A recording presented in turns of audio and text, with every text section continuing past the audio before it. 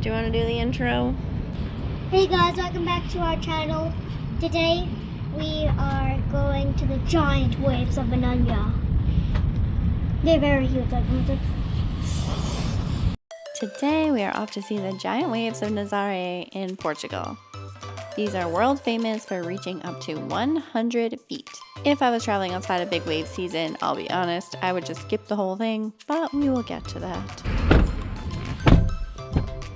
First, we stopped at the cutest little burger joint and got some gasoline.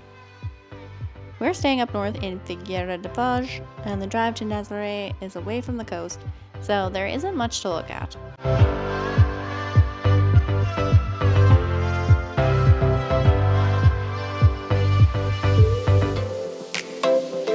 We actually happened to be here during the annual surfing competition. There were way more people than we expected, and I'm not sure if that's because of the competition, because it's peak wave season, or maybe it's always like this.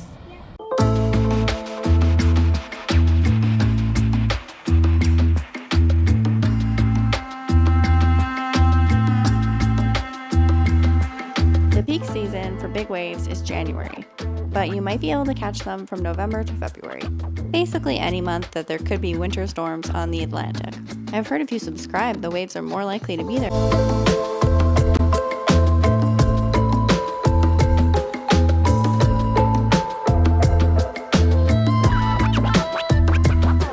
The fort is what you always see in pictures, so there were lots of people there, but the better view is of the fort and the cliffs it's on, so we kept walking.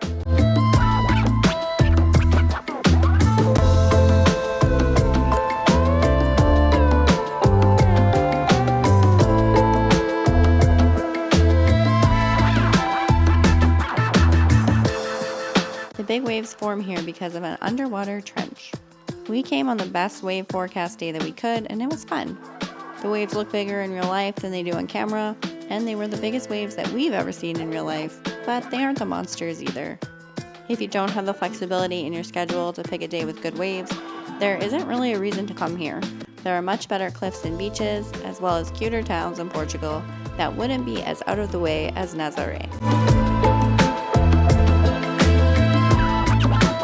You probably won't get good photos with the cliffs and the waves in them without also getting a few people. We agreed that the crowd here has a different vibe. It was very influencer-y, dare I say, toxic touristy.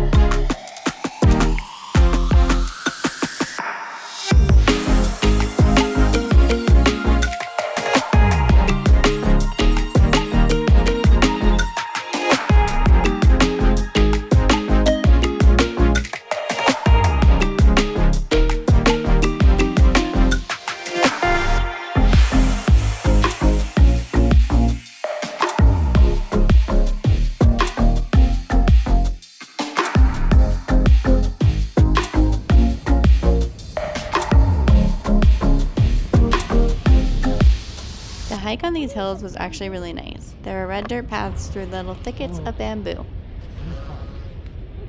This is the jungle.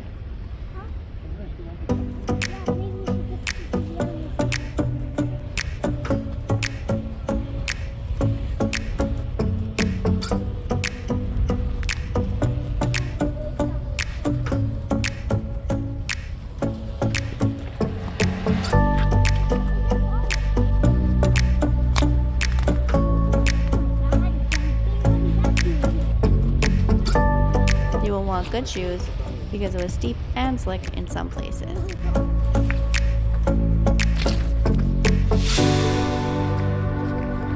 Oh no, it's so muddy. Please like this video. I stained my white freshies. Not much sneakers. Personally, I would just come for the hike and take a few pictures along the way because there were less people doing that.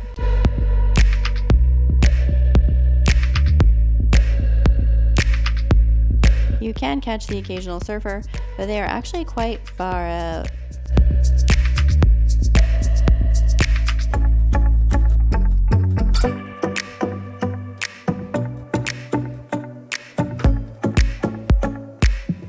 It was fun to watch all the sea-doos driving around to pick them up.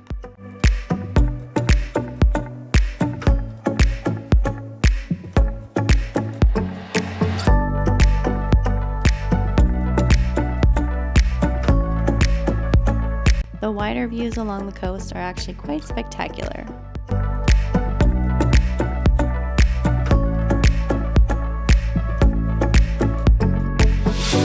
After this, we decided to drive down to the beach. To be honest, this is still a really good view down here. If you're here to watch the surfers and waves, we all agreed that the beach is better. Look at these ones, Siobhan. They're so big. You could still get pretty close to the cliffs. It was much closer to the surfers, and there were a lot less people and way more room to sit down.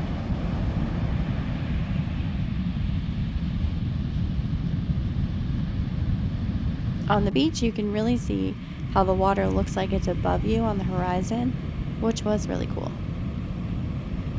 If we were to come back, we would probably avoid the whole town and cliff area and just bring a blanket to the beach.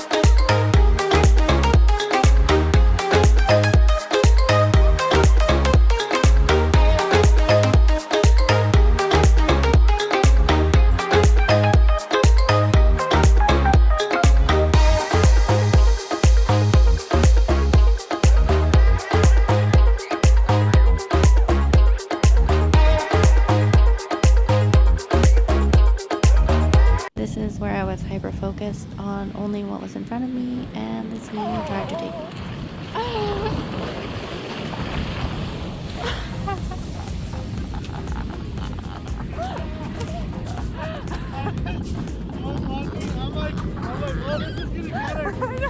I know, because I saw it from here and I was like, oh, I'll stand up, and then it's like, oh my gosh, this is a lot. Jason's opinion is that Nazare was really cool. He really enjoyed it, the waves were really big. I felt like it was overrated, and I almost never say that, but I also hate crowds and I didn't like the vibe. We both agreed that we wouldn't go again. I actually like this little locked up fort near Peniche better.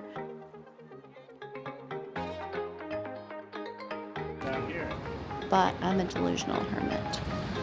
Thanks so much for watching this video.